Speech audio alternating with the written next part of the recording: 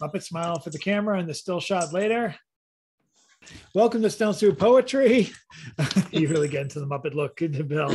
Welcome to Stone Soup Poetry for tonight for our first feature in a while, our first Stone Soup in March.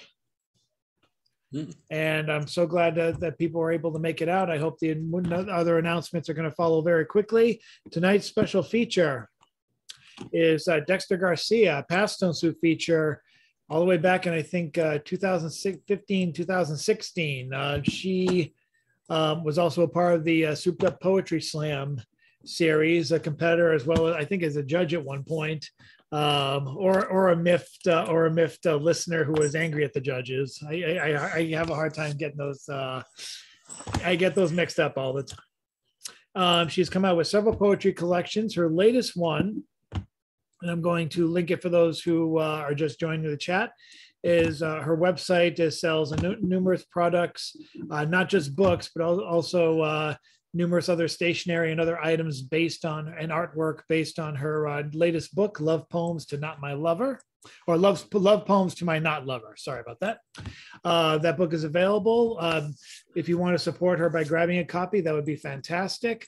If you can support her on a smaller level, we'll be reposting her Cash App, Venmo, and other information tonight, and also tomorrow when we recap the YouTube video, which should be coming out sometime between different ID number. What's that? No, my mic's on. I'm just talking. Okay, I'm muting. Okay, so we are gonna have a quick round robin. If anyone who wants to participate beforehand, if there's anyone who wants to participate on the open mic before the feature and they're new here and they want to throw their hat in, just let me know. Otherwise, I'm going to go with the list I've created right now. We may have a couple of stragglers. I'm hearing the usual stories of people having a hard time getting in or bad connections. We still have Chris, but we lost Ed Galt. I don't think Ed Galt's ever been able to make it in, but hopefully he'll make it towards the end.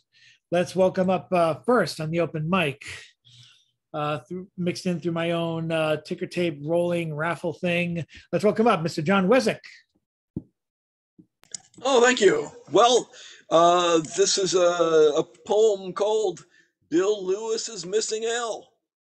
Was snatched from the cradle just like the Lindbergh lad. Local law enforcement looked for a llama named Lloyd, known to lay about in a lawn chair in Langley Park. As luck would have it, he turned out not to be a variety of Latin American livestock, but a llama of the Tibetan kind, so the lawman had to let him go. Suspicion fell on Lyle Levitt, who was seen at a Landum Food Lion with a roll of lifesavers, lemons, limes, and frozen langoustines. The list of suspects lengthened to include Laura Linney, Lindsay Lohan, Lucy Liu, Lori Laughlin, Lorenzo Lamas, Lyndon LaRouche, Lawrence Lessig, and Lydia Lunch. Larry Lujek on WLS said the investigation was so lousy it was laughable.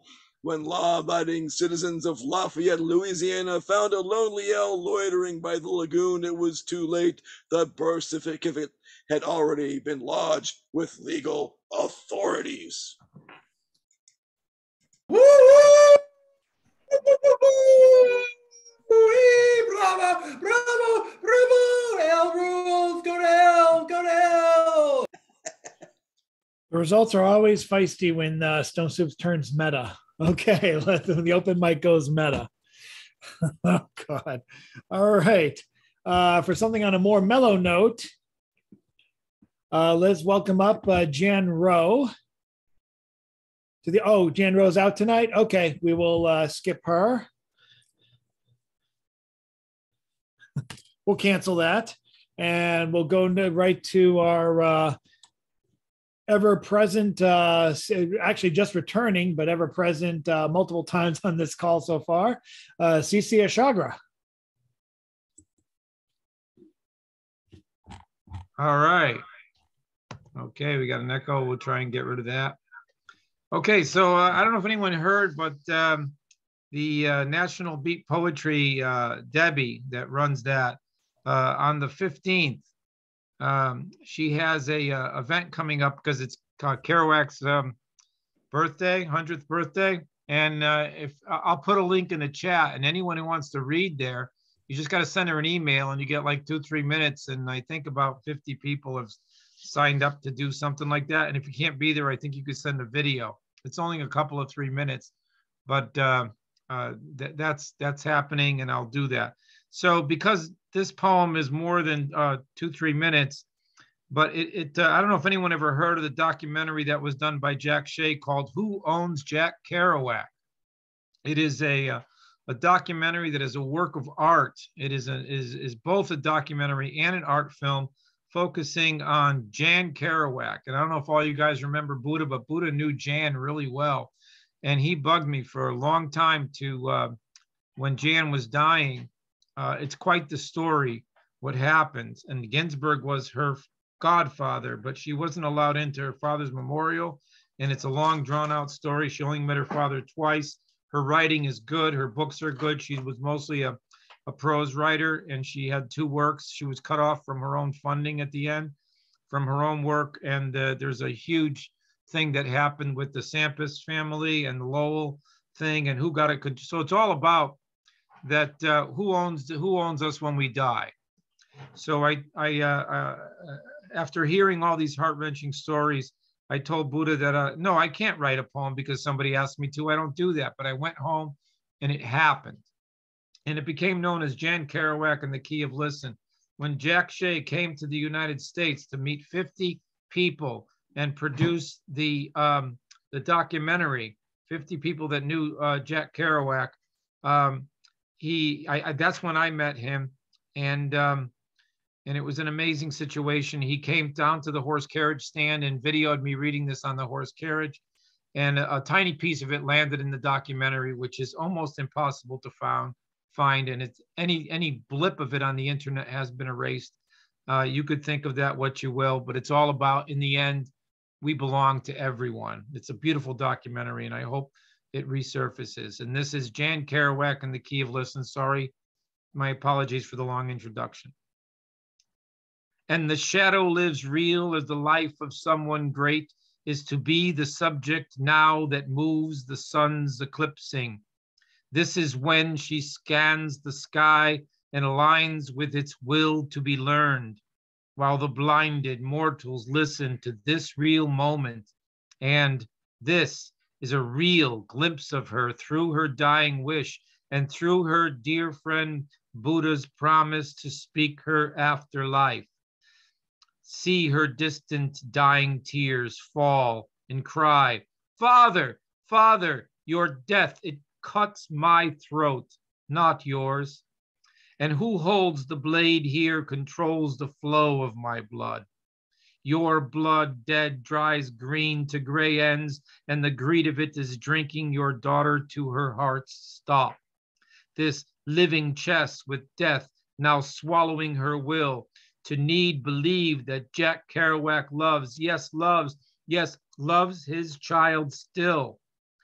Hear her breath fade slow to be gone, literally carrying his blood-alive lines as she shares with, who will listen?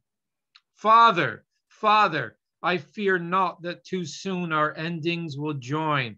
Father, Father, I now witness your death's legacy being unborn, not killed in name preservation or remembrance, but in birth of greed cloaked and echoing obliteration of pupils caught looking through admiration's eyes upon your pen's work with, wait, the deep night is sleeping, as unaware the whole truth lives on to be dead under threats with a truth revealing dagger, danger bright and real. Here in the brief time of this sky-voiced passage, a deaf-mute warning speaks of a will controlled, knife-wielding, and armed to silently murder by numbers and reap Jack's setting sun, sperm, and egg of written poetry. This star of a settling estate of assets setting, of a never setting profit-taking sky of empty blessings from all of her father's life works leaving, and all his flesh and blood's worth saying, Father, Father, your death walks on and on into pockets of avarice, with never the whole truth reaching, on and on without your daughter's last wish being heard, so peace might rest with good night, life. Your daughter's forehead kiss good night. Good night, my dear. Rest free your dreams. The question of, does her father love her now, even after life is over with breath? Jan Kerouac in The Key of Listen, dedicated to the Buddha, for those of you that remember that eclectic man and times of Stone Soup. Thank you so much, CC. I'm going to move it to one of our other callers. I like this phone connection. His connection is strong this week. We're going to bring it. We're going to ask him to unmute. Let's welcome up Chris Fitzgerald. Yeah, I'm in my driveway. There you go. Okay, this is the second half of a piece. It's a study. 30-year-olds now. Whoops. And I just got into. You're breaking up. You're breaking up. You can't hear me. You were breaking up. You were breaking up. So I'm not sure. I mean, now I can hear you fine, but try again. Something was up. All right. Can you hear me? Yes. Try and speak a little slower. I think the faster you go, the more likely it is to skip. Okay. For the sober inclined, it was the escalator. We are talking, brothers and sisters, your major retail stores, your major transit centers, Filene's, Jordan Marsh, Sears Roebuck, South Station, Park Street, Harvard Station, all of them filled with young women, good-natured, open-minded, generous to a fault on the escalators. It was said 20 people slept in hotels every night because of the generosity of the young women, escalator women, and they were fun. God, were they fun. I remember to the North Street Station, three fresh-faced, 18, 19-year-old women, just like me, just got off the escalator. I was 20, I think. They asked me, it seemed like in unison, did I know how to get to Harvard?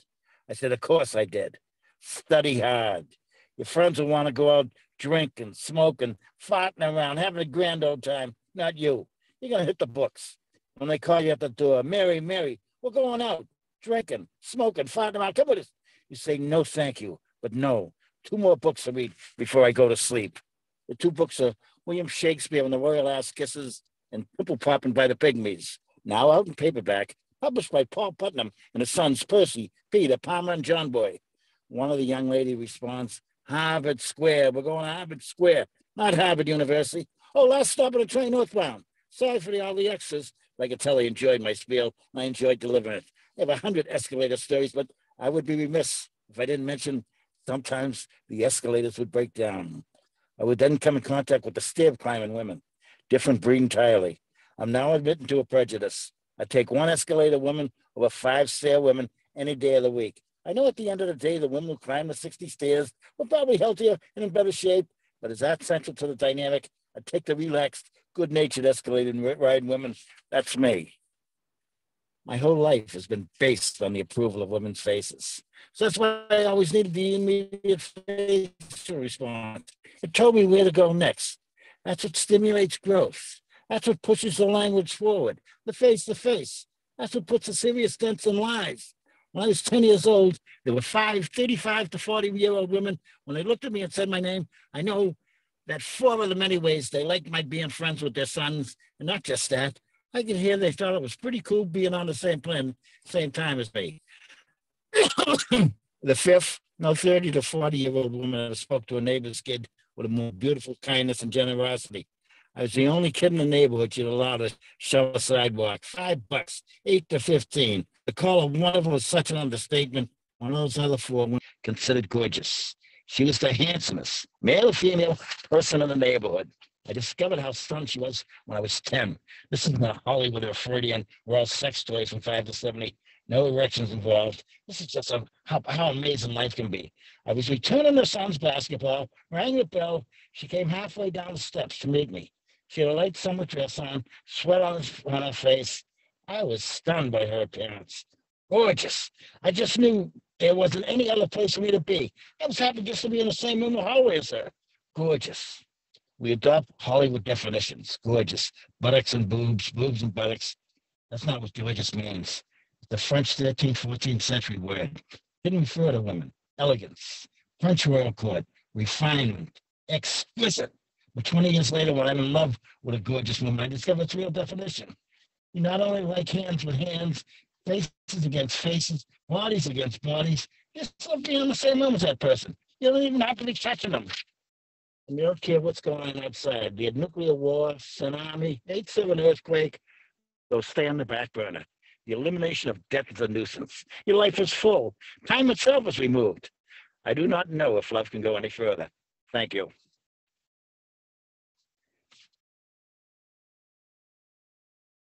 Thank you, Mr. Fitzgerald. Who do we have next? Yes, I can ask one of our phone participants. We have two of them tonight, our two stalwarts, joining us by phone instead of by internet.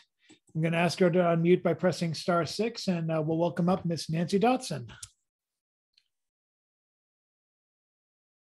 Temperament. Oh, clouds that break when thunder collapses. Oh, rain which dissolves into wetness. Lightning, I fear you. Do not kill. Sun, come, but do not let the clouds leak through. Come, delights and joyful always. Sunny day, carefree and going. Play, play, play. Thank you so much, Nancy. Always good to have you. Let's welcome up next on the open mic. Yes. We go from calm, serene to the, in a way he's technically been on the open mic already because he's the subject of that poem from John Weswick. So I don't know if I should have him on again. Okay, against my better judgment, I'm gonna have him on. Let's welcome up Mr. Bill Lewis. Ladies and gentlemen, what a pleasure it is to be here among you, my followers. Oh, you cannot imagine how much joy it gives my heart to think that you are here in obeisance to me. When you're as great and wonderful as I am, it is hard to be humble, but I shall attempt to be so.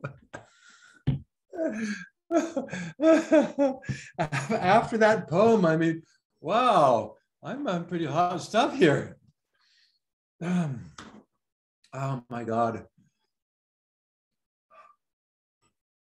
You all know that I'm a member of Toastmasters International and that I visit Toastmasters clubs around the world. And I had this great speech I was given to them about how much better the world is than when I grew up and how we're not worried about nuclear war anymore and all the good things that are happening in spite of this. And it was a great speech. I practiced it at the Dnipro Hills Toastmasters Club in Kiev about a month and a half ago. And I practiced it in Moscow Toastmasters Club a little bit before that.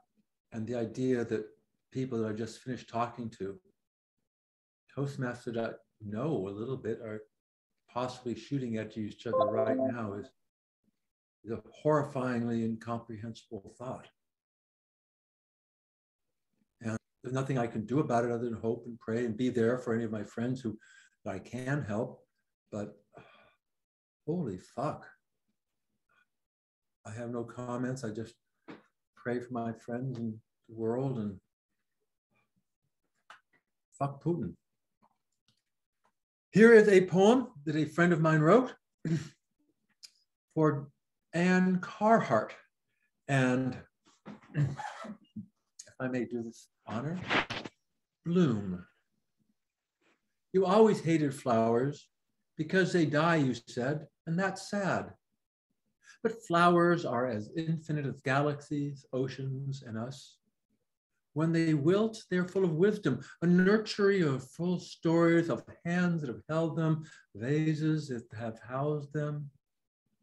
Then they become ash and return to the soil, ready to nurture another generation of blooms.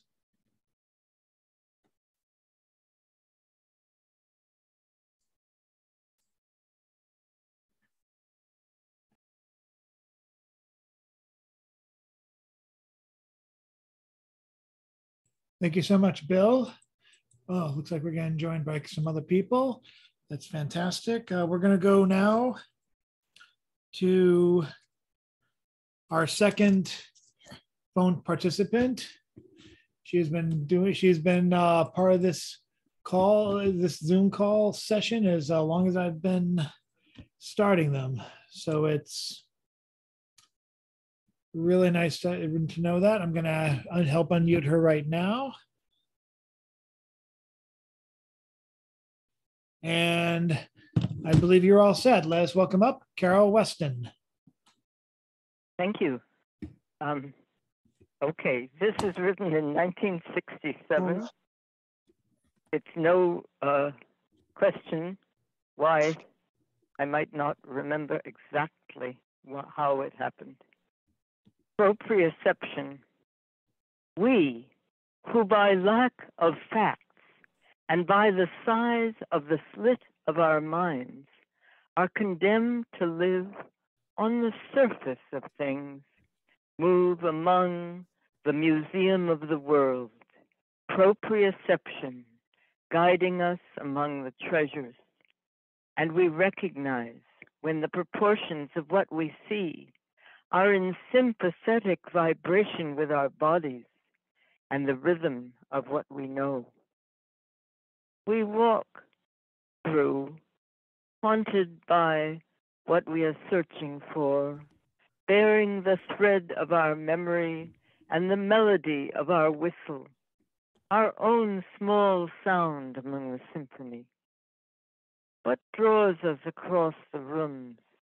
What draws us across the world? What leads us to want to go up to a thing? Is the curiosity about the hand of man or the hand of God moving out of the wilderness, out of despair, the fact that hands moved. Thank you.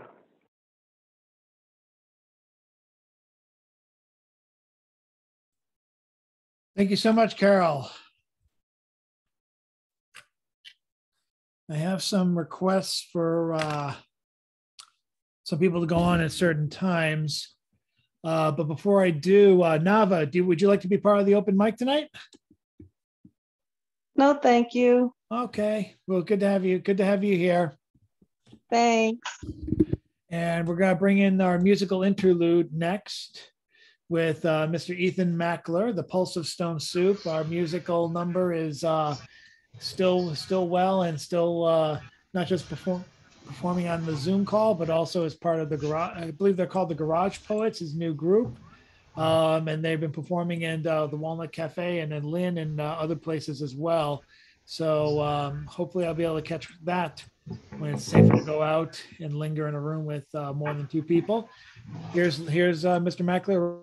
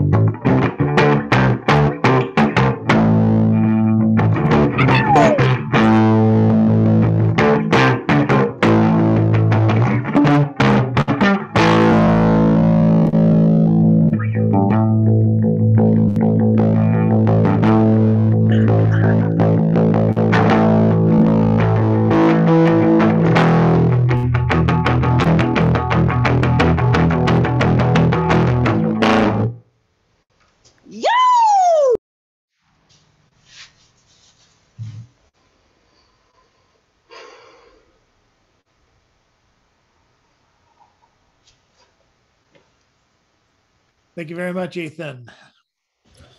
Before we go to our penultimate closer for the open mic, this next person requested to come on just before James, which actually was fortuitous for him because he had such a hard time getting in, but we're glad he made it. You can check out his work, his photography at oddballmagazine.com, where he's a regular contributor. Let's welcome up Mr. Galt and Mr. Ed Galt. Thank you. Thank you very much. This one is called Principal's Office. We knew we were finished. Mr. Dingleberry was really going to lean into us. He was generally given to old-fashioned fundamentalist-style rants and tirades, mercy and charitable ecumenism not being his forte. Someone had narked, so we had come clean about what we had done. We had come clean about what we had done.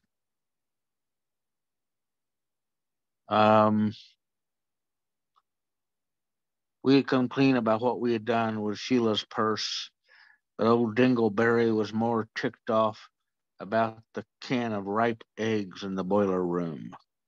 Oh. Okay, thank you very much.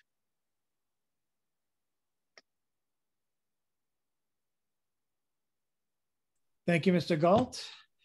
And with that, we go to our penultimate closer before we get to the feature. Thanks to everyone for who have been listening to everyone. I hope you are sticking around for the feature. If you remember her from back in the days when we were at the Out of the Blue Gallery's last Cambridge location, then you're going to remember her. If not, you're in for a huge treat. But for now, let's go to one more poet on the open mic. Again, check out oddballmagazine.com for the poetry. And actually, Nava the Butterfly's work was actually in the Monday's Oddball magazine. So we are, I'm going to send a link to that while James reads, but you can check out his weekly poem column. We started out with a bunch of poem columns when I started being associate editor of Oddball magazine. Not all of them stayed, but his is one that has. It is featured every Thursday morning without fail at 11 o'clock. Let's welcome up and thank Mr. James Van Looy.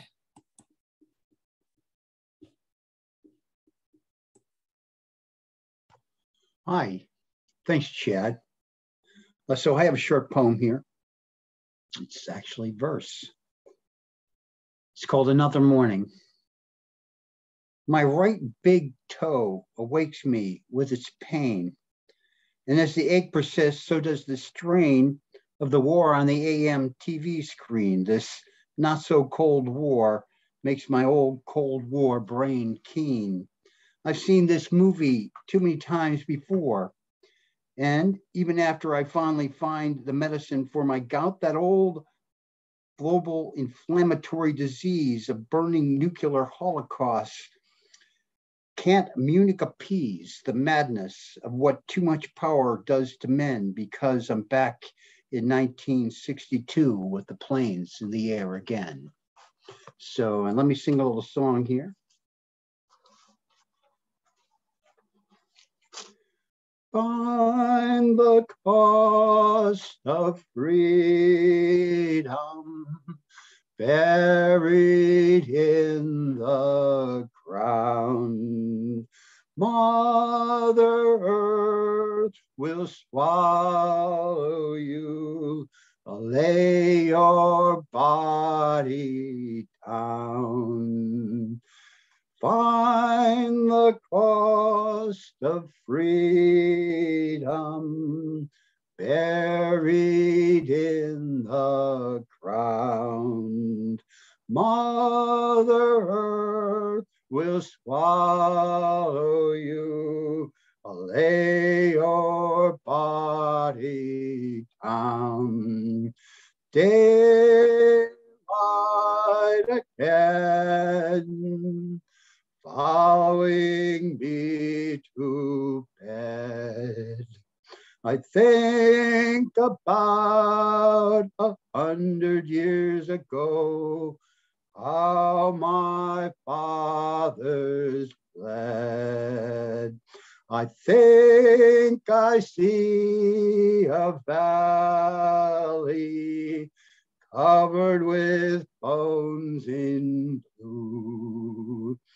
All the brave soldiers that cannot get older, been asking after you.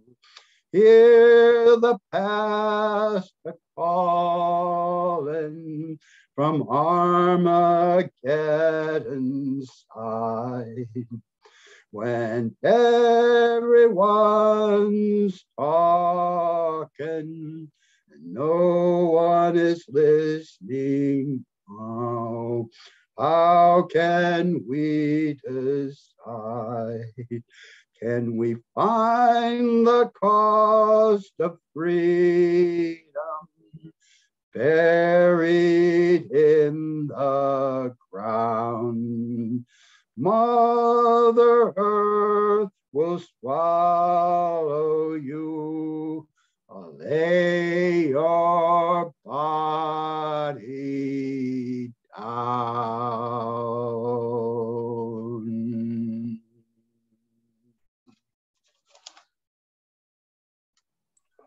Thanks, guys. Thank you, James. And without any further ado, let's get to the feature, except for, I'll just say before we go on, check out Oddball Magazine. We are looking for submissions still.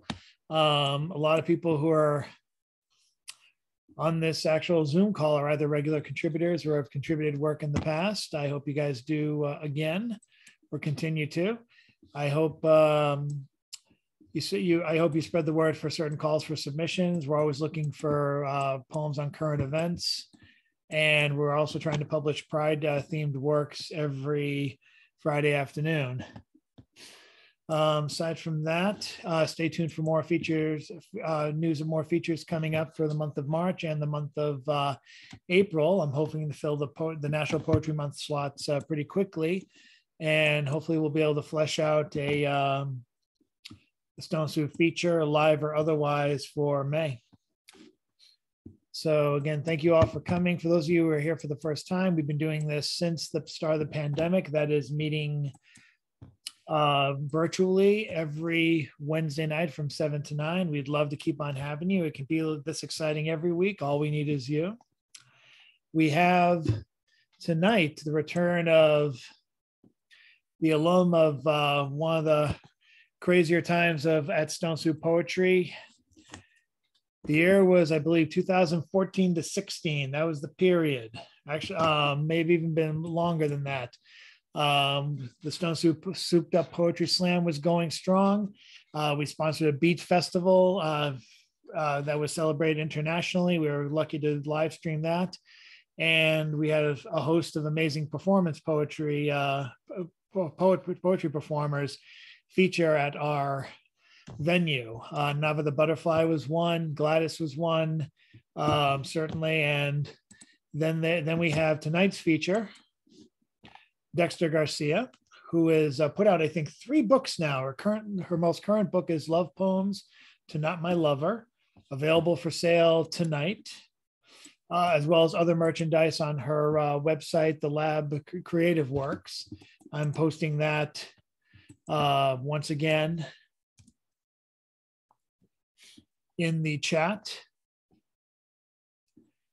And for those of you who do not remember Dexter from those days, poor you. I appreciate her first feature with us. It was actually during a tumultuous time when there was a little bit of turnover at the Out of the Blue Gallery. So I appreciated her support and the support of everyone who is here all the way back then. I'm glad to pay it forward and to encourage you guys to throw a few bucks her way or to buy the book, anything you can.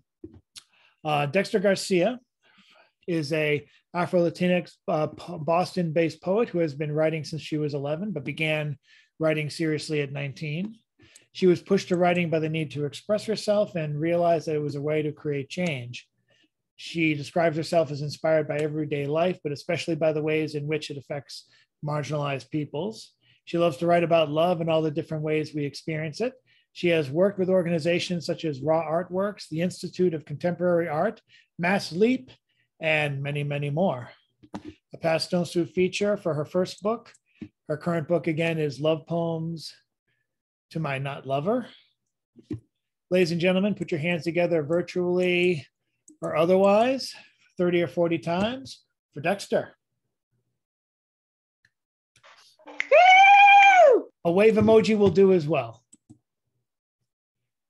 Thank you, Chad. Thanks, everybody. Thank you for having me back. It's been a really long time. A lot has happened. Can you hear me? You can hear me. Okay, just making sure. I'm a new mom. Well, I'm not a new mom, but I'm new. It's new to some of y'all. So I'm a mom. He's 4 and he's currently running around. So you're gonna hear him sometimes throughout this feature. I might have to run back in and out at some point. We'll do intermissions if we have to. That's what happens with a 4-year-old. There's no stillness or silence. So I think I'm gonna start with a poem from my first book. It's called For Blackmail, a compilation of love poems. Love poems were kind of my start. I've always been a very affectionate person. Even when I was a kid, I used to love to write love poems because I thought they sounded pretty. And then experiencing love, I enjoy writing about it because I feel like it intertwines with everything that we experience in life, regardless of what that is. So the first poem that I'm going to read is called Sick. I am not sick with love. I'm not tear ducts dried out or palms stretched towards heaven in hopes of a little mercy. I feel too much. I have always been aware of this inevitable fact. To others, it is a curse. This is my blessing. It allows me to give my love without limits, allows me to truly try and still keep myself intact. In truth, I have loved few. They were the ones who made a point to not stab me in the back, instead sliced my chest open and tore out little pieces of my heart. Except one. He has accepted nothing from me. I have too much love to give, and he just sits and watches me drown in my feeling for him. I can no longer breathe. But I'm still living in a pool of my own emotions. This does not hurt. I'm still loving, just looking for a place to put it, just hoping he will come back to me. I may forget him someday, may find a place to put all of the things I was never able to give him. Until then, I need it to be understood. I am not lovesick. Love is not a sickness, but for the weak of heart. Hearts can be patched. I should know. Thank you. So that is the first poem. I have 2 that I chose from the second book. This is one of my favorite covers of the 3. This is it's up there. I don't want to pick favorites because I love them all, but this is this concept is a cover concept that I came up with. The other ones I kind of gave the artist a little bit more free reign. So I was really proud to come up with a concept for this cover. It's called P.S. I Too Am Magic. Let's see. And I didn't draw the cover. I cannot draw. I just came up with the concept.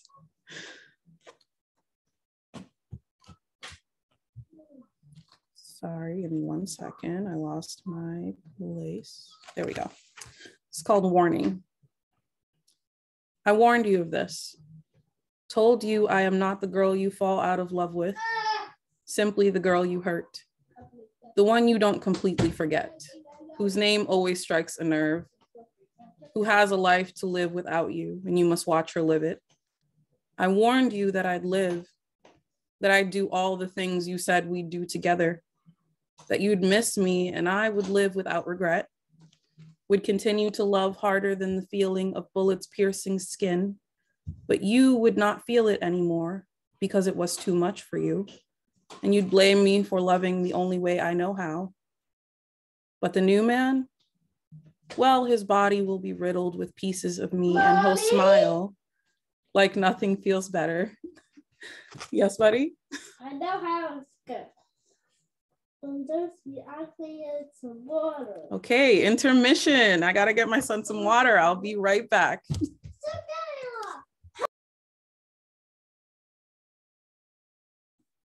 All that running around, I'm not surprised he's thirsty. Yeah, Chad, you know, I have three of them. Like I have 5 altogether, but there's the 3 younger ones. So I'm like, it's just way too much.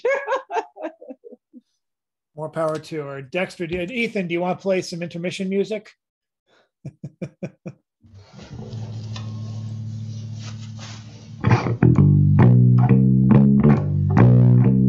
There we go.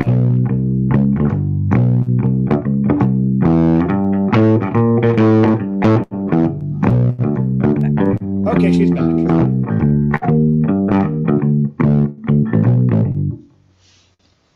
Thank you for the intermission music. Let's see, where did I leave off? But the new man, well, his body will be riddled with pieces of me, and he'll smile like nothing feels better. He'll come out of himself just to feel my touch. And isn't it a shame for you that you couldn't? Isn't it a shame for you, but a joy for me, that you showed me who you really were before I missed him passing by? Thank you.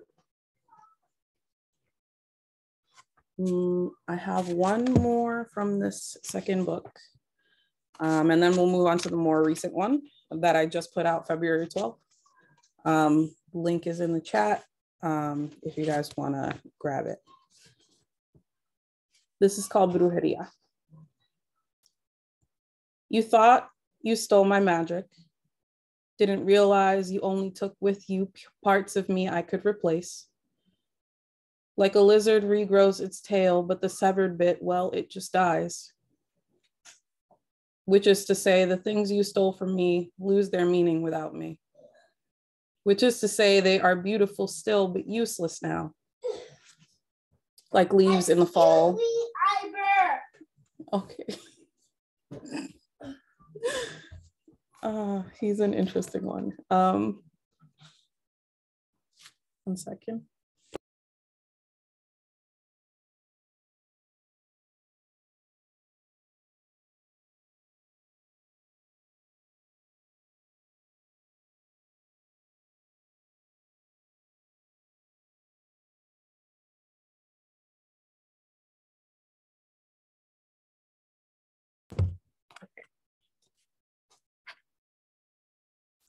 Like leaves in the fall, they are gorgeous and dead and rotting in your hands. But this magic in me, well, it never dissipates. This witchcraft finds its roots in the generations before me. It is growing, and you, well, you make me sad. You seem to have had magic of your own once, but cut away pieces of yourself you can't get back. Tried to prune yourself, but made too many mistakes. You're withering now, and I must admit it's more fun to watch you realize you have nothing of me than I expected. Never thought I'd watch you lose yourself while I grew more alive. I always believed we would grow together, but this brujeria is overpowering. I bet you still feel it, don't you? Like a phantom limb. Soy un fantasma. This is not a disappearing act, darling. I am not there. Esta magia es real y yo soy bruja. I see it more clearly now than ever. I've seen you. Your magician is no match for my hechizo. This is what happens when you try to fool a witch with stage magic. Don't think the world won't notice that you're nothing but a parlor trick. And who could care for something so ingenuine, so unreal, it could fool itself? Thank you. Mommy? Yeah, sweetheart? Lilo said big dummy. What? Okay, that's a recap of the most recent episode of Lilo and Stitch that he's watching right now. So this is my most recent book. That's me on a piano right there. I don't play the piano, it just looks pretty. There's a reason for everything on the cover, I promise. I just cannot explain it without giving away way too much. It's called Love Poems to My Not Lover. It is about living with unrequited love and accepting that it does not have to be a bad thing. So I will read a few of these. And Chad, how much time do I have left here? You got time, so don't worry. All right. That wasn't my concern. Years. We'll give you, let's start with 10 to 12 minutes. We'll okay. All right. That works. 10 to 12. Okay.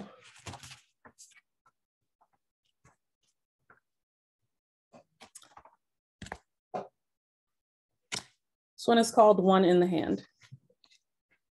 I deserve love, a foot on the gas, one in the hand and two in the bush. Everyday luxury, fancy coffees in the morning, breakfasts at midnight, passion, my name written into a song, smile from the edge of the stage, a front row seat, a dance, joy, love, us, whatever that looks like.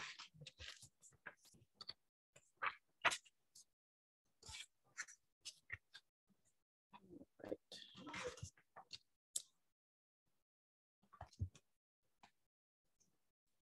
This one is called Losing Dreams. I write you the most beautiful poems in my sleep. It's a shame I've lost them before I wake.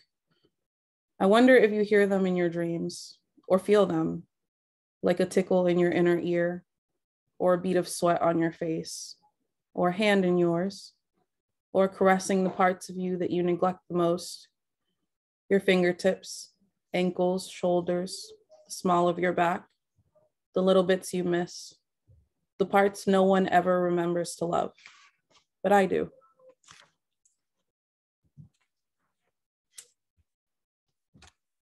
Thank you.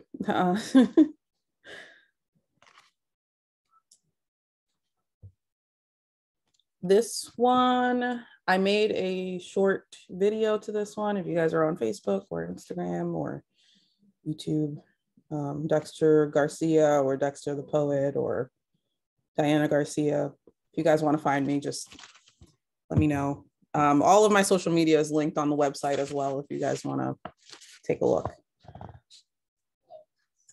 I want to belong to the sound of your voice, the melody in your day-to-day. I want to belong to the space in between, the seconds-long gap before the next song. I want to belong to your fingertips, the same way the instruments do, to the wrinkle in the corner of your eye when you smile your widest. When the music feels almost too good, I want to belong to the rhythm of your feet and the sway of your hips, to the way you lose yourself or the place you get lost in. I want to belong with you. I don't know if you guys can hear my son. I'm having a really hard time keeping a straight face. You're doing good. You're doing good. He makes life joyful. Yes, he does. He reminds me not to take myself too seriously. Okay. Okay. If I must have regrets, let them be actions. Let them be decisions. Reckless, maybe. Impulsive, surely, but decisions nonetheless. I could not stand to live a life full of what ifs, full of missed opportunities, empty of love, unrequited be damned, still love. And the pain, I can't say I never wish it away, but it has its place. If I must regret, don't let it be for lack of, but for too much feeling. Thank you.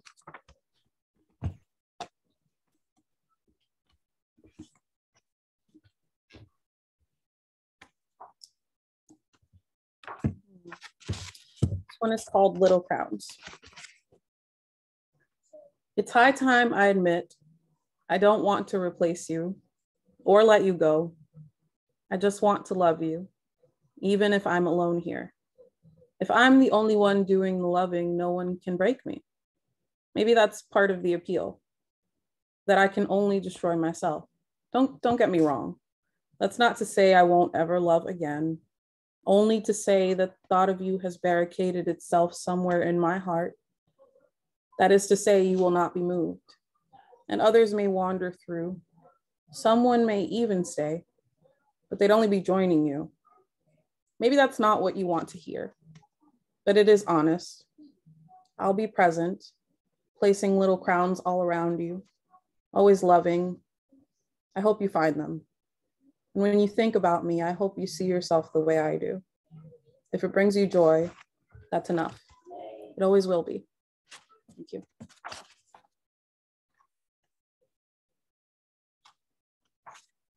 Okay. I think I have like 2 more that I would like to read. Is that good? That's good? Okay, great.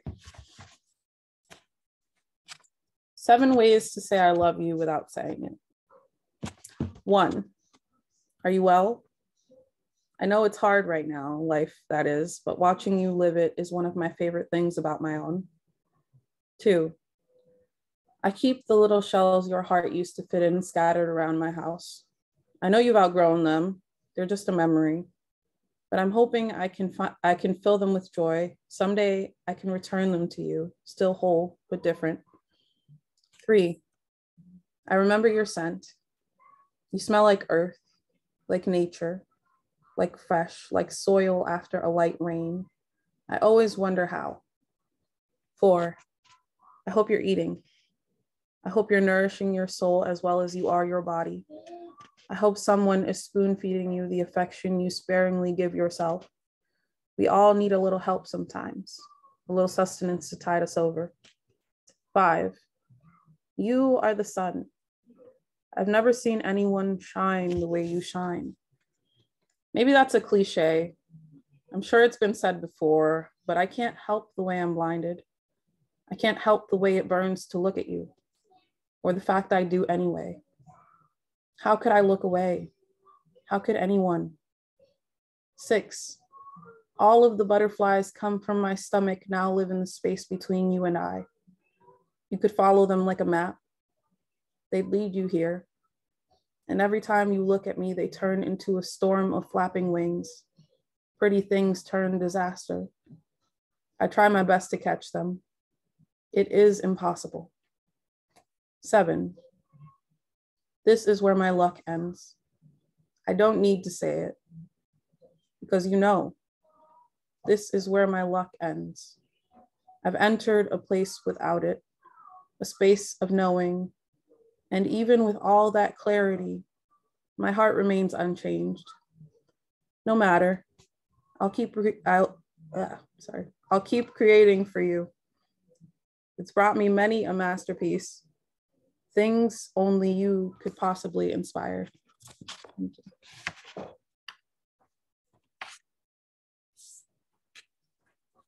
Okay. This one is called Pink Piano, which is the cover. Under the glow of a full moon, I ask the universe to hold you. You see, I've noticed your struggle. I've seen the way your hands shake, the way you curl into yourself. I know sometimes things get too hard, overwhelming your senses. I know I can't always be there. I know you have not the space to let me walk next to you most days. So I ask the universe instead. I ask it to cradle you in all of the ways you won't let anyone. And when the moon won't show itself, when it becomes new, I ask it to let you shed your past. You deserve to become new as well, as many times as it takes to see you love who you've become. And I will keep loving every version, every reincarnation, until I can no longer hear the music, until pink piano notes drift away, until you've become an ocean, something grand enough to drown in. Then I'll drift off to sea. I have one final poem, if that's okay. And then I think I'm done for the evening. This is the final poem in the book. It's called Written Universe. I've written all of my love poems to you, all of the songs and one-liners. I filled the sky with ink, one pen stroke at a time. The glow is always so strong here, never a weary moment. That is to say, I never tire when it comes to loving you on paper or in life. Every star is a dedication, and the moon sits idly by, waiting to become a canvas, waiting to light up the sky with its reflection of you. I've never penned anything as beautiful as the sun. Maybe that's why I haven't written my way into your heart yet. But I'll keep trying. I'll create galaxies if need be. Call it a written universe. Thank you.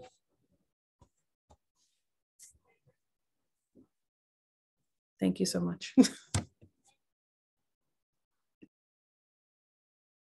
You're welcome.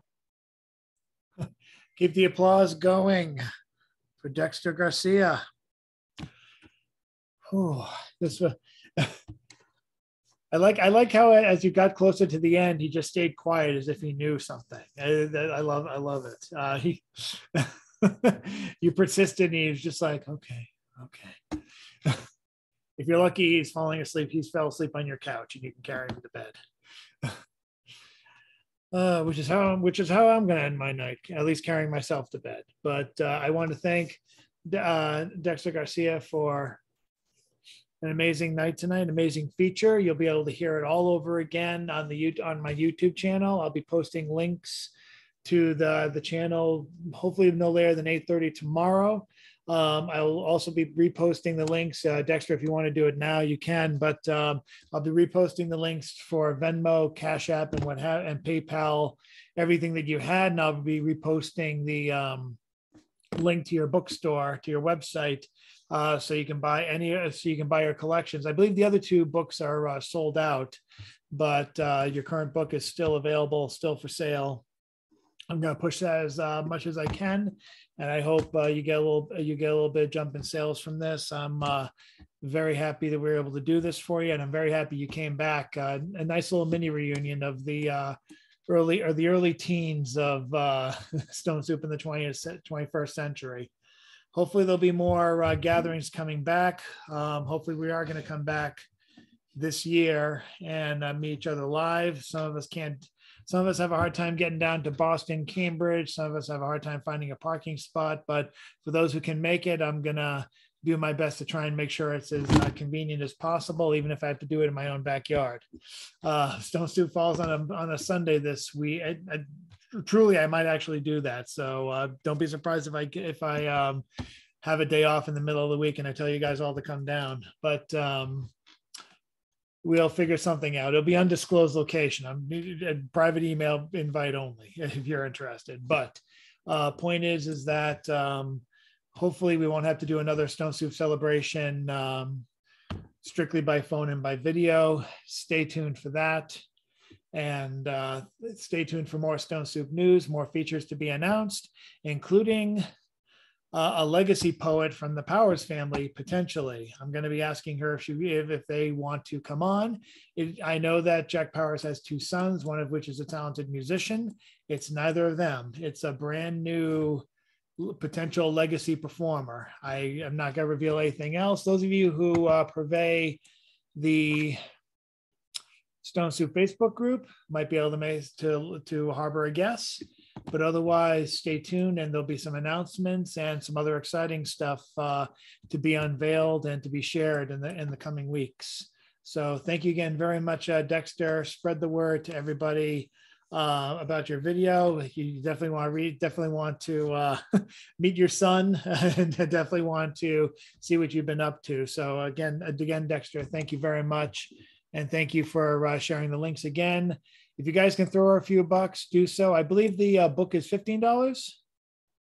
Yes, 15. If you can throw 15 our way, that's great. If you can throw even a little less, just a couple of bucks. I'm not asking for any money to keep the Zoom going, but if you guys can, at the very least, support the poets, then I know I'm doing my job. And now with that, it's time for the obligatory wave. If you've seen my Facebook group, you know what this is. So if anyone wants to share just a quick wave, I'm looking at you, Julie. There we go. I was just looking at you. I just noticed. But thank you guys very much for coming tonight. Like I said, it can be this exciting, this unpredictable every week. All we need is you. Take care of yourselves. Crazy times. I'm sure the poems and the open mic is going to reflect that more and more. But above all, take care of yourselves. Take care of somebody else. And good night. Good night, everyone. Thank you. Night, CC.